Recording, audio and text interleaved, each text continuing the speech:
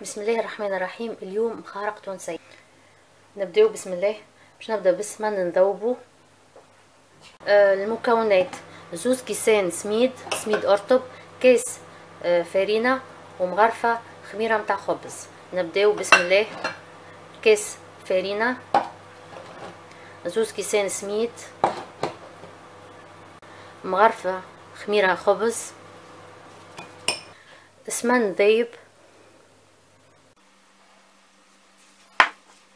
ملح، نبسوها شويه وتوا نعجنوها بالماء عادي. حتى العجنين ما نعجنوهاش برشا.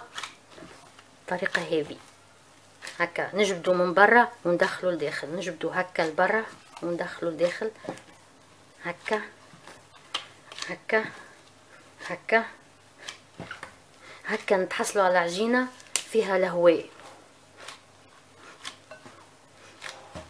هكا من برا وندخلو لداخل، نخلو للهواء فرصه باش يدخل في العجينه. شو نتحصلوا على عجينه كيف هكا. تو ارتاحت شويه العجينه نتاع المخارق، باش نبدا نقسمها. منعملوهمش كبار برشا، الحجم هذا ممكن طولها 11 سنتيمتر.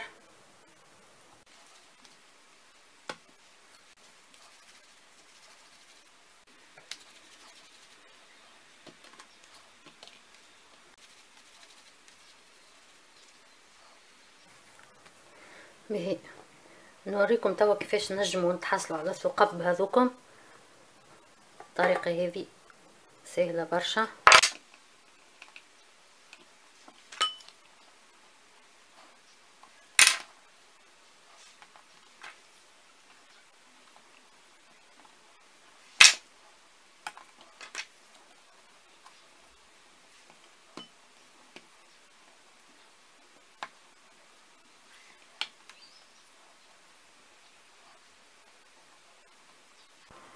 توا باش نقلوا المخارق.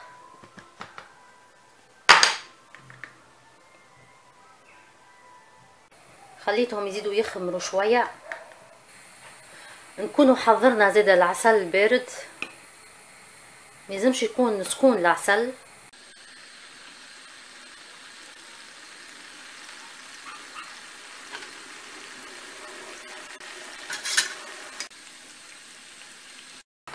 لهنا حطيتهم يتعسلوا.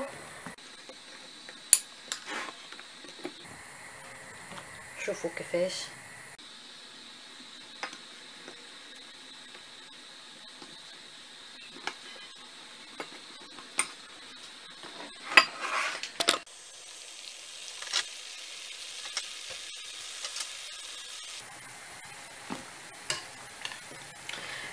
نحب نركز على نقطة. الملح مهم برشا يعني لازم في الحلويات، يعني لازمكم تملحوه بالكدا. ديما تجيني سؤالات: رانا ما لقيناش الفيديو الفلاني، رانا ما لقيناش فيديو العسل، رانا ما لقيناش فيديو السمن. نقول لكم اللي انا حاطه الفيديوهات الكل في سلسله حلويات ليلى بالازهر، يعني تنجموا تمشوا لاسمي، وبعد من اسمي تلقوا ليستا متاع الفيديوهات متاعي كلها. تمشوا فين الفيديو ترصوا عليه، ترصوا على كلمه فيديو، تلقوا الفيديوهات متاعي كلها مسترسلين ورا بعضهم. والا في الباج الاولانيه اللي تواجهكم اول مره، هذيك تلقوا فيها سلسله متاع دبارة اليوم وسلسله الحلويات، وتلوجوا بالطريقه هذيك. كيف ما قلت لكم يعني فيديوهاتي كلها مرتبطين ببعضهم. ساعات مثلا ملاحظه ما قلتهاش في الفيديو اللي فات نقولها في الفيديو هذا. مثلا الملاحظه متاع اليوم كوني نركز على العسل لازم يكون بارد، ربما ما قلتهاش في الفيديوهات اللي فاتوا، هكا مناسبه كوني نعاودها في الفيديو هذا. لما يكون العسل بارد، الحلويات المقليه سواء النقرود ولا يويو ولا مخارق ولا زلابي يكتسبوا لمعان. شوف اللمعان اللي تكتسبوا الحلويات لما يكون العسل بارد.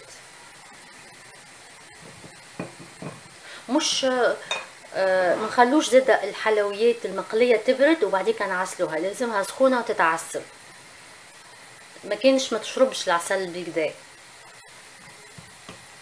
ها هاكا شوفوا، هذه الزلابيه وهذه المخارق، هيك حتى زلابيه فيها لمعه،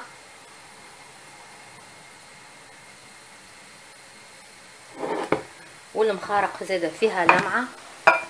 نملحوا بالكدا،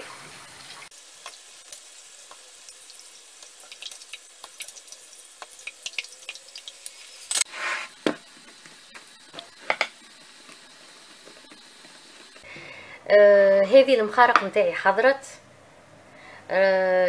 جات ياسر بنينه كيف ما عند الفطايريه بالضبط. هايكا من داخل طايبه تتقرمش. بصراحه ننصحكم تجربوها كيف ما انا قلت لكم عليها. تنجموا تعملوا نص فرينه ونص سميد، ما تعملوهاش فرينه كاهو. كيف ما قلت لكم ما تعملوش لا بيض لا فاني لا ماء زهر لا حتى شيء، خلوها على طبيعتها كيف ما نشروها مع عند الفطايري في تونس. تكون ابن. وتوا باش نذوق المخارق.